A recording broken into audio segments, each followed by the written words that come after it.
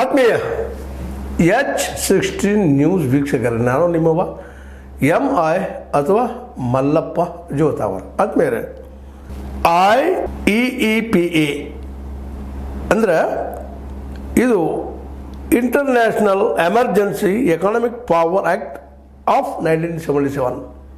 ಈ ಒಂದು ಕಾನ್ವಡಿಯಲ್ಲಿ ಅಲ್ಲಿಯ ನ್ಯಾಯಾಲಯ ನಮ್ಮ ಟ್ರಂಪ್ ಅವರ ಸುಂಕ ನೀತಿ ಟ್ಯಾರಿಫ್ ಏನಿದೆ ಅದಕ್ಕೆ ತಡೆ ಮಾಡಿದ. ಇದು ತಪ್ಪು ಮಾಡ್ತಾ ಇದ್ದೀರಿ, ಯಾಕಂದ್ರೆ ವಿಶ್ವದ ಜನ ನಮ್ಮೊಂದಿಗೆ ವ್ಯಾಪಾರ ಮಾಡ್ತಾ ಇದ್ದಾರೆ, ನಿಮ್ಮ ಮನಬಂದಂತ ಅದನ್ನು ನೀವು ಟ್ಯಾಕ್ಸ್ ಇರುವಂಥದ್ದೆಲ್ಲ ತಪ್ಪದ, ಅದು ಹಿಂತಕ್ಕೊಳ್ರಿ ಅಂತೇಳಿ ತಡೆ ಮಾಡಿದ. ಮುಂದಿನ 10 ದಿನಗಳಲ್ಲೇ ನಮಗೆ ನೀವು ಹಿಂತಕ್ಕೊಂಡಿದ್ದು ತಿಳಿಸ್ಬೇಕು ಅಂತ ಹೇಳಿದ.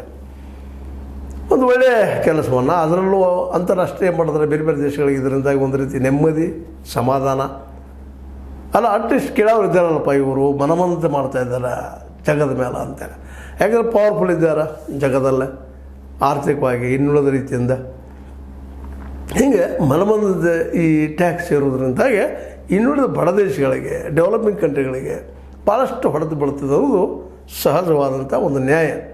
ಆದರೆ ಅದರ ಬಿಟ್ಟು ಇವತ್ತು ಎಕ್ಸ್ಟ್ರಾ ನಮ್ಮ ಮೇಲೆ ಟ್ಯಾಕ್ಸನ್ನು ಹೇರ್ಕೊಂಡು ತಗೊಳ್ಳುವಂಥ ಅಮೇರಿಕ ನೀತಿಯನ್ನು ಈ ನ್ಯಾಯಾಲಯದ ನಿರ್ಧಾರದಿಂದಾಗೆ ಒಂದು ದೊಡ್ಡ ಹಿಂಬಡಿತದಂಗೆ ಇದೆ ಟ್ರಂಪ್ ಅವ್ರಿಗೆ.